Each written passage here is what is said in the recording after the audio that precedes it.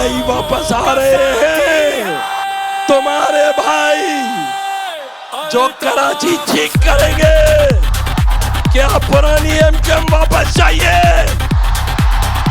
ये देख लो क्या चाहिए।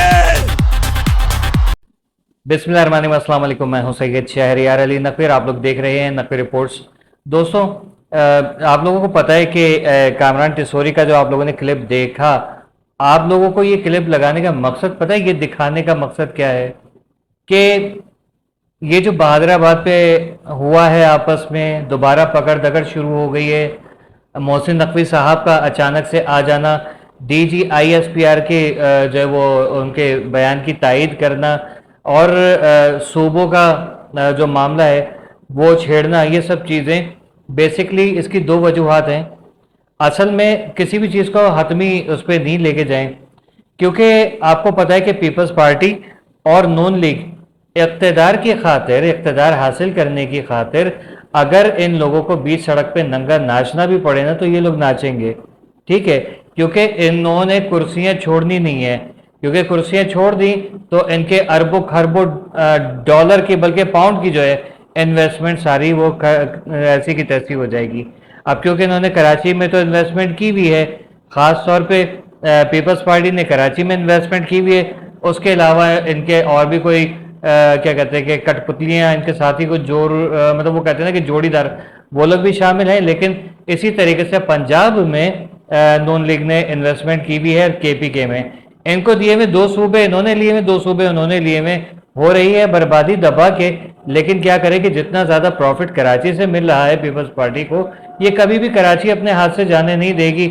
उसकी वजूहत यही है कि ये इनको कोई फ़र्क नहीं पड़ता कि सिंधी जीता है जिए, महाजिर जीता है जिए, पठान जीता है जिए, या और बलोच है या पंजाबी, किसी की ज़िंदगी से इनको कोई फ़र्क नहीं पड़ता। ये चाहते कि जब तक मैं ज़िंदा हूँ तो दुनिया है, और मैं चला गया तो दुनिया ख़त्म हो गई। इसलिए खाओ, ऐश करो, जो हराम खोरियाँ करनी है तो वो कर गुजरो, ये इनका मोटिव है। कोई रोटी कपड़ा मकान ये आपके लिए नहीं, आगे इन्होंने बताया नहीं रोटी कपड़ा मकान देना है या लेना है। इन्होंने आवाम को जो है सड़क के ऊपर लाके खड़ा कर दिया है, कब्जे चल रहे हैं, सब कुछ चल रहा है। अब ऐसी सिचुएशन में जाहिर है कराची एक शख्सियत के अंडर में था, और उसमें जितने भी इल्ज़ामात लगे वो सारे के सारे एक तरफ, लेकिन कराची सुकून में था, खुशहाली में था। रात के किसी पहर भी निकल जाइए, किसी के बाप में हिम्मत नहीं होती थी कि कभी कोई आके आपको जो है वो लूट मार करे आपके साथ। अच्छा, साथ में ये भी होता था, ये आवारा कुत्ते जैसे घूम रहे हैं, काट लेंगे, ये सब हो जाएगा। इनका भी बाकायदा तौर पे इलाज कराया जाता था, सफाया किया जाता था, कुत्ता मार मुहिम चलती थी। लेकिन क्या करें कि ये पीपल्स पार्टी ने आके उनको तो छोड़ दिया, और आज वो जो है अल्ताफ हुसैन के ऊपर भौंकते हैं। नहीं, मतलब ये कि आज वो लोगों को काट रहे हैं, रेबीज की बीमारी हो रही है, वगैरह हो रहा है। और अगर इनको एक जगह पे किया जाए तो चाइना में एक्सपोर्ट बहुत अच्छी हो सकती है, और इनको ज़र मुबादला बहुत अच्छा मिल जाएगा। गधे तो जा ही रहे, ख़त्म हो गए, नापैद हो गए, लेकिन कुत्ते भी नापैद हो जाए तो अच्छा है। खैर, अब मामलात क्या है? मामलात ये लग रहे हैं कि वो बयान जो है मेरे कानों में गूंज रहा है कि दोबारा वो वाला कराची चाहिए। आप लोग बताइए कि आपको वो वाला कराची दोबारा चाहिए कि जो अल्ताफ हुसैन के दौर का था, कि रौनकें लगी हुई थी, लोड शेडिंग कहीं 1-2 जगह पे अगर कभी हो जाती थी तो हो जाती थी, पानी का निज़ाम सही था, सेवरेज का निज़ाम सही था, शीशे की तरह चमकती हुई सड़कें। मतलब आप जैसे हम लोग वो देखते हैं ना, क्या कहते हैं, एक किसी गेम का सीन वगैरह देखते हैं कि चमकती हुई जो है वो लाइटें चारों तरफ, और सड़क के ऊपर जो आपका शेडो पड़ रहा होता था। जब देखते थे यार गाड़ी चल रही है तो सामने वाली गाड़ी का जो इंडिकेटर और ब्रेक लाइट, जो पार्किंग लाइट्स वगैरह है, वो सारी जो है वो रिफ्लेक्ट करती थी, ये सब कुछ नज़र आता था। और अब तो धूल मट्टी है कि कुछ नज़र ही नहीं आता, सामने वाला भी दिखाई नहीं देता, बल्कि क्या सामने वाले को देखे, अब तो ये नीचे देख रहे होते खड्डा किधर आ रहा है, ये हालात हुए हैं। तो वो कराची के आप लोगों को दोबारा चाहिए पहले जैसा, जहाँ तालीम थी, जहाँ शऊर था, जहाँ लोग थे, जहाँ जो है वो मोहब्बतें थीं। आज़ादी से बैठ के होटल पे आप कुछ खाएं पिए, कोई परवाह नहीं, फैमिली को लेके घूमें और घुमाएं, कोई परवाह नहीं, अकेले भी निकल जाइए।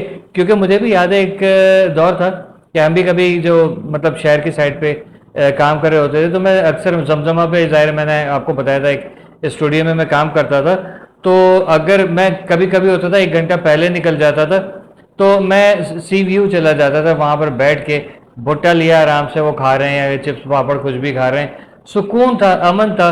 کوئی یہ جو وہاں پر آج آپ نے دیکھا ہے کہ آپ سی ویو پہ چلے جائیے، وہاں پر یہ جو غیر مقامی بغیرت آئے ہوئے وہ لوگوں کو لوٹتے ہیں، بے وقوف بناتے ہیں، پارکنگ مافیا یہاں پر چل رہا ہے، سب کچھ ہو رہا ہے، مطلب یہ سب چیزیں پہلے نہیں تھیں، سکون سے گھومتے تھے، پیدل چلتے چلتے جو ہے وہ بدر کمرشل پہ نکل جائیے، وہاں سے واپس گھوم کے زمزمہ آ جائیے، یا آپ جو ہے وہ خیابانے شہر چلے جائیے، کوئی پرواہ نہیں تھی۔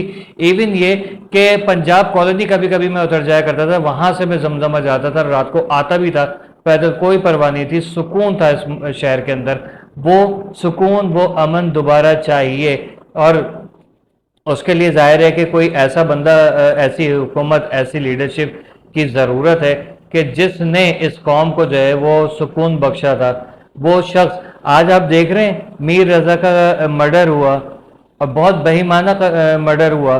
یہ کوئی مطلب دیکھیں، ہر بندہ جو ہے نا اپنے گھر کے لیے ایک خاص ہوتا ہے، لیکن یہ قوم کا ہیرو تھا کہ جس کو سلا دیا گیا جان بوجھ کے، اور ابھی پولیس کوئی کام صحیح طریقے سے نہیں کر رہی، انویسٹیگیشنز نہیں ہو رہی ہیں۔ ایون یہ کہ ان کو پریشرائز کیا جا رہا ہے، پولیس کو بھی، انویسٹیگیٹو اداروں کو بھی، کبھی جو ہے وہ ٹیلی ویژن جو نیوز چینلز ہیں ان کے تھرو غلط رپورٹنگ کرائی جا رہی ہے، کبھی میں یہ بھی دیکھ رہا ہوں، کبھی جو ہے وہ جو جلسہ دھرنا دیے میں ان لوگوں کو ہراساں بھی کیا جا رہا ہے۔